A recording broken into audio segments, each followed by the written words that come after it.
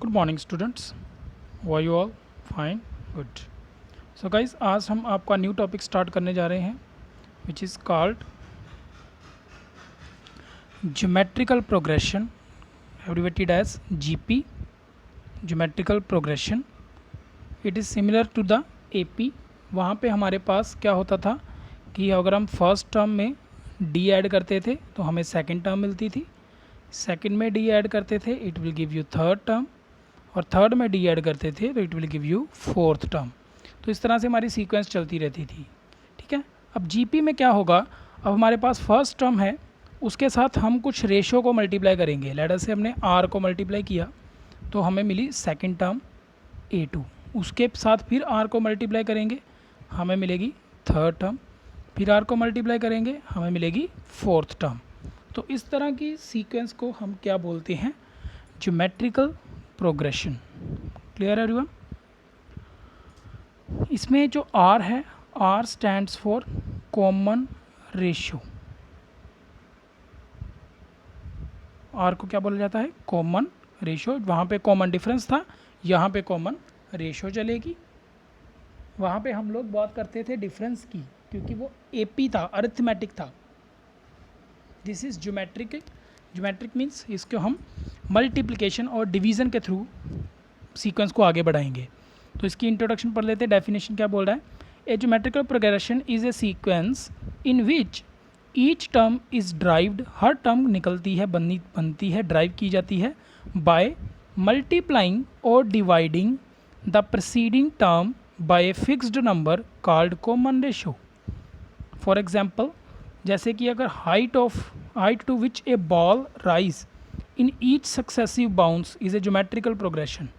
Like एक ball है, आपने किसी हाइट h से फेंकी है, तो वो हर बाउंस के बाद क्या करेगी, उसकी हाइट कम होनी स्टार्ट हो जाएगी, है ना। धीरे धीरे गिरती गिरती बाउंस करती स्टेबल हो जाएगी।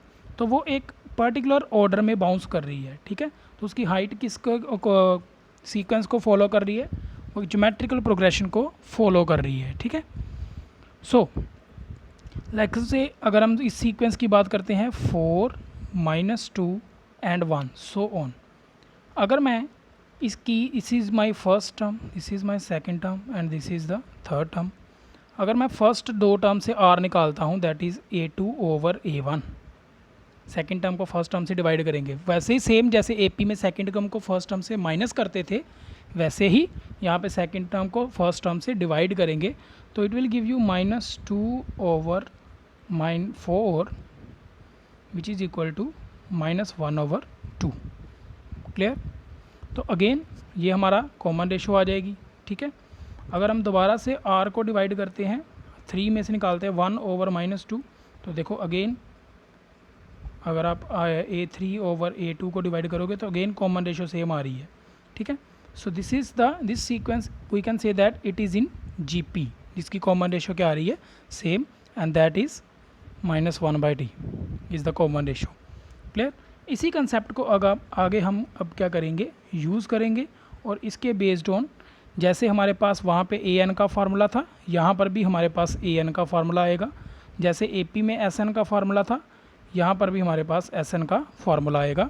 इस वीडियो में हम AN और SN के फार्मूलाज तक ही उसकी इंट्रोडक्शन के बारे में बात करेंगे। ठीक है, नेक्स्ट हमारे पास आ रहा है, दिस इज़ द टर्म जो आपको देखने को मिलेगी, first term, journal term of the AP।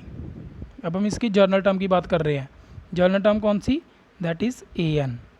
ठीक है, और AP में AN कैसा होता था, AP में हमारे पास AN होता था A + n-1 into D, but GP में AN ऐसा नहीं होगा। अब देखते हैं GP में AN कैसा होगा। तो क्योंकि अब AN आ रहा है, हमारी जो रेशो आ रही है हर बार, वो कैसी आ रही है, सेकंड टर्म को फर्स्ट टर्म से पिछली टर्म के साथ डिवाइड करते हैं हमारे नेक्स्ट टर्म को ऑलवेज। सो ऑन, अगर हम nth टर्म की बात करेंगे तो nth टर्म को उसकी एक पिछली टर्म से क्या करेंगे, हम डिवाइड करेंगे। ठीक है, तो हर बार हमारे पास क्या हो रहा है, अगर हम इसकी जर्नल टर्म देखें तो सबसे पहले अगर मैं फर्स्ट टर्म की बात करता हूँ तो क्या लिखा है, A। सेकंड टर्म लिखा है A की पावर R। देखिए फर्स्ट टर्म है और यहाँ पे R की पावर कितनी है, 0। यहाँ पे सेकंड टर्म पे आर की पावर कितनी है 1, और जब ए थर्ड टर्म आती है दिस वन, तो ए साथ में लगा है, आर की पावर कितनी है 1 कम। अगर चौथी टर्म की बात करेंगे तो आर की पावर क्या है 1 कम। तो हम इसको जनरलाइज करके लिख सकते हैं। तो हमारी जो लास्ट टर्म आ रही है, जो nth टर्म आएगी, ए तो साथ में लगा ही रहेगा, और आर की पावर क्या आएगी, जितना यहाँ पर n है उससे 1 कम। So this is the formula for nth term of the GP। Clear? We can say that nth term of GP that is AN, लेकिन हम इसको थोड़ा डिफरेंस कर लेते हैं। हम AN AP के मानते थे, तो इसको हम TN मान लेते हैं, या GN, जो भी आपका मन करता है। That is AR raise to power n minus 1। So this is the general term और formula for nth term of the GP। Clear everyone? Take it screenshot. Next चलते हैं आगे। सी लुक एट हियर, यहाँ पे उसने सब कुछ बता दिया है। जो रेशो होती हैं, this is ratio R, common ratio बोला जाता है इसको। First term, second term, third term, term before the nth term and nth term. Clear? This is what I have explained earlier. GP बोला जाता है इसको। Then this is your formula derivation. For example, ये आपने उसकी example ली हुई है 1, 3, 9, 27, 81। This is geometrical sequence with common ratio. इसका कॉमन रेशो कितना आ रहा है 3, क्योंकि हर बार आप सेकंड टर्म को पिछली टर्म से डिवाइड करोगे तो you will get 3। Clear? Divide करने पे आएगा, ठीक है। फर्स्ट टर्म को अगर आपके पास A गिवन है और रेशो गिवन है, अपने अगली टर्म निकालनी है, तो उसके साथ आपको मल्टीप्लाई करना पड़ेगा, ठीक है। लेट अस से अगर आपके पास फर्स्ट टर्म है, नेक्स्ट टर्म आएगी A इंटू आर, उसके साथ नेक्स्ट टर्म आएगी A into R that is R square, उसकी अगली टर्म आएगी A into R into R into R, ठीक है। तो ऐसे चलता रहेगा। और दिस इज़ योर फार्मूला जो मैंने अभी आपको बनाया। ए nth टर्म का फॉर्मूला था, ये आपने याद करना है, इसी के बेस्ड ऑन आपके सम्स निकलेंगे। ऊपर मैंने बता दिया था कैसे आता है ये फार्मूला। नेक्स्ट आता है आपका सम ऑफ टर्म्स का formula. This is what you have to learn और रिमेंबर। क्या आता है सम ऑफ टर्म्स का फार्मूला आपका मीन्स अगर आपके पास AP आ गया, दैट इज़ अभी ऊपर जाते लिखा था 1, 3, 9, 27, 81, दिस इज़ AP। और अगर हम इन सभी को ऐड करके आंसर निकालना हो तो क्या फार्मूला है, दैट इज़ SN का फार्मूला, ठीक है। तो वो फार्मूला बेटा ये इस पे ऊपर डिपेंड करेगा। इसके 2 फार्मूलाज हैं, इन्होंने एक लिखा हुआ है। पहले ये याद कर लेते हैं ये क्या चीज़ है, ठीक है। आपका डिपेंड करता है ये फार्मूला R के ऊपर। क्लियर? अगर तो आपका जो R है वो लेस देन 1 है, if R is less than 1 then you should go to this formula. SN is equal to 1 minus, क्योंकि हम R छोटा है वो उसको 1 से माइनस कर सकते हैं।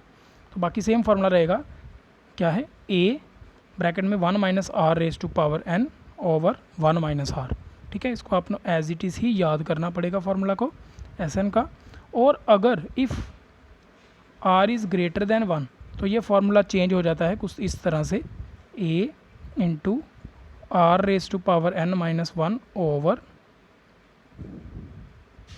R minus 1। तो ये आपने डिफरेंस याद रखना है। अगर आपका रेशो 1 से बड़ा है तो आपका ये फार्मूला अप्रोच करेगा SN के लिए, और अगर आपका R 1 से छोटा है then you should approach to this formula, ठीक है। तो फार्मूला दोनों सेम है, बस अगर R जब छोटा है 1 से तो 1 में से R माइनस होना है, दोनों ऊपर नीचे, और अगर R बड़ा है तो R में से 1 माइनस होना है, ठीक है। बाकी फार्मूला सारा सेम है। ऊपर यहाँ पर R की पावर N आनी है, नीचे सिर्फ 1 माइनस R ही है, और यहाँ पे R माइनस 1 ही है, ठीक है। So this is the formula for your sum of n terms of the AP, ठीक है। एंड नेक्स्ट आपके पास फार्मूला आता है इनफाइनाइट टर्म्स का। तो इनफाइनाइट टर्म्स में क्या हो जाएगा, यहाँ पे R की जो n है वो आपका इन्फिनिटी को अप्रोच कर जाएगा, ठीक है। तो n हमारा किसको अप्रोच कर जाएगा, इन्फिनिटी को अप्रोच कर जाएगा, ठीक है। अगर n इन्फिनिटी को अप्रोच कर रहा है तो इट मीन्स यहाँ पे इसकी वैल्यू कितनी हो जाएगी 0। क्लियर? ठीक है। तो इस वजह से इसकी जो वैल्यू आती है वो सिर्फ यही आंसर आएगा, दैट इज़ सम ऑफ, अगर आपके पास इनफाइनाइट टर्म्स हैं, चलती जा रही हैं आगे, नंबर ऑफ़ टर्म्स इनफाइनाइट हैं, तो उसका फार्मूला ये है a/1 minus R, only a/1 minus R. Clear everyone? ठीक है। सो क्योंकि अगर रेशियो आपकी 1 से छोटी होगी तभी वो इनफाइनाइट तक चलता रहेगा। ठीक है। So this is the formula for infinite terms. ये दोनों फार्मूलाज आपने याद करने हैं। नेक्स्ट, ये सिंबल्स आपके, this is the sum of GP of n terms, sum of GP of infinite of many terms, this is first term, common ratio and n। ये सारी इसकी नोटेशंस हैं। दैन चलते हैं आपके नेक्स्ट स्लाइड के ऊपर। ये कुछ क्वेश्चंस हैं, इसके रिगार्डिंग देख लेते हैं क्या सोल्यूशन आ रहा है। लेट अस से उसने लिखा है write down the 8th term of this geometrical operation. ठीक है, this is the geometrical series, इसकी 8th टर्म बताओ भाई। तो इट मीन्स हमारे क्या फाइंड करना है, हमने T8 फाइंड करना है। क्लियर? तो इसके लिए हमें चाहिए a चाहिए, a हमारा फर्स्ट टर्म हो गई, दैट इज़ 1, और चाहिए हमें रेशो 3 को 1 के साथ डिवाइड कर दो, a2/a1 which is equal to 3। So common ratio भी आ गई। अब हमने क्या निकालना है, T8 निकालना है। फॉर्मूला क्या आएगा, a/8 माइनस 1। ठीक है, सो क्या आ जाएगा, a/7। ठीक है, सो a की वैल्यू आपके पास 1 थी, r की वैल्यू आपके पास 3 थी। So look at here, this is the solution here and you will get the answer. Easy everyone? So next चलते हैं आगे, एक और प्रॉब्लम को डिस्कस कर लेते हैं। After that I will and the video. See, find the number of terms in the geometrical progression. This is the geometrical progression given to you. This you need to find how many terms are there. It means we need to find what is the value of n here. It means हमें a भी given है, हम r निकाल सकते हैं। r आ जाएगा 12/6 विच is equal to 2। ठीक है, 12 को 24 को 2 को 12 के साथ डिवाइड करो, फिर भी 2 आ जाएगा। तो कॉमन रेशियो 2 मिल गई, a हमें 6 मिल गया, और n हमने निकालना है, और हमें an गिवन है, यहाँ पे tn गिवन है ना। सो tn इज़ इक्वल्स टू क्या होता है, ar⁻n-1। ठीक है, तो tn की वैल्यू हमें गिवन है, वो हम यहाँ पे फिल कर देंगे, ये रही। ठीक है, और a की वैल्यू है 6, वो यही ये, और r की वैल्यू है 2, वो रही ये, उसकी पावर n-1। ठीक है, ये n-1। सो इसको हम सॉल्व करेंगे और हमारे n की वैल्यू निकालेंगे। ठीक है, तो इसको सॉल्व किया है, देख लेते हैं, थोड़ा जूम इन कर देते हैं आपके लिए। ये देख लीजिए कैसे सॉल्व किया है इन्होंने। सो पहले हम क्या करेंगे, 2 की पावर n-1 को हमने कुछ नहीं करना, उसको ऐसे ही रखने देना है। 6 को इधर जाके डिवाइड कर दो, it will give you this. फिर इस जो भी टर्म इधर बची है, यहाँ पे हमें 2 की पावर में आंसर चाहिए, तो 2 की पावर में इसको बना लो, तो ये हो जाएगा 2 की पावर 8। अब दोनों के बेस सेम है, इक्वलिटी का साइन है, तो ये पावर्स भी क्या होंगी, इक्वल होंगी। तो 8 is equal to n-1, n की वैल्यू कितनी आ जाएगी, 9। तो simple as that, easy sum. Clear?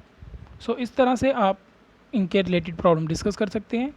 Tomorrow I will send you the next video containing the different kind of problems related to geometrical progression based on their number of terms, their nth term and the sum of the terms.